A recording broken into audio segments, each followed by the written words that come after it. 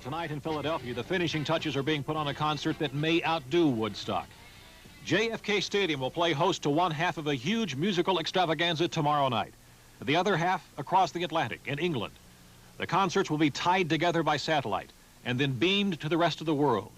And while Woodstock was part of the peace movement, tomorrow night's concerts are to help starving people in Africa. Good evening. It is called Live Aid. It will be watched by more than 1 billion people worldwide. Organizers are calling it a global jukebox featuring most of the biggest names in rock music. Live Aid could raise more than $25 million for African famine relief, but first it's got to get started. Mary Rob Jackson has spent the day in Philadelphia at that concert site, and they are running to the wire there at JFK Stadium. But the overall feeling we hear is one of confidence and calm. Though it's been called a logistical nightmare, the concert producers tell us that not only will Live Aid fly, it is going to rival Woodstock and be longer remembered. 1, 2, 2, 1, 2. It's taken over 4,000 man-hours and 325 tons of structural steel to build what may be the biggest rock and roll stage in the world.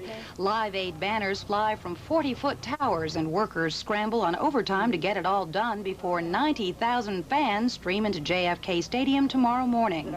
In the stands today, Gracie Slick of the Jefferson Starship, not on the concert bill, but happy to be here. Everybody has a good time, and somebody benefits from it. Somebody who we can help because we are not starving. We live just fine, rock and roll stars, and I think it's an obligation. It's also fun. This is amazing. The 300-foot stage is just about set for the galaxy of stateside performers, including Mick Jagger, Hall & Oates, Tina Turner, Bob Dylan, and Madonna.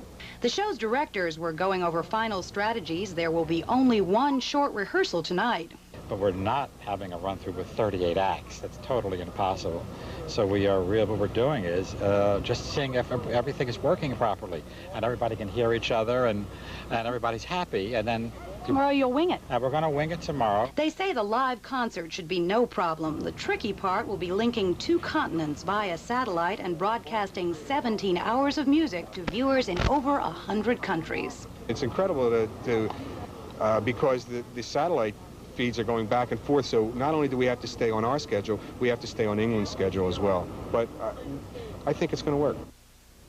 Well, we'll have a lot more from Philadelphia tonight at 11 as the countdown to Live Aid continues.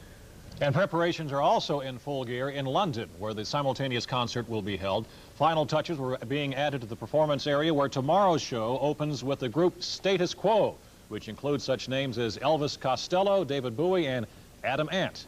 The show closes out with a performance by former Beatle Paul McCartney.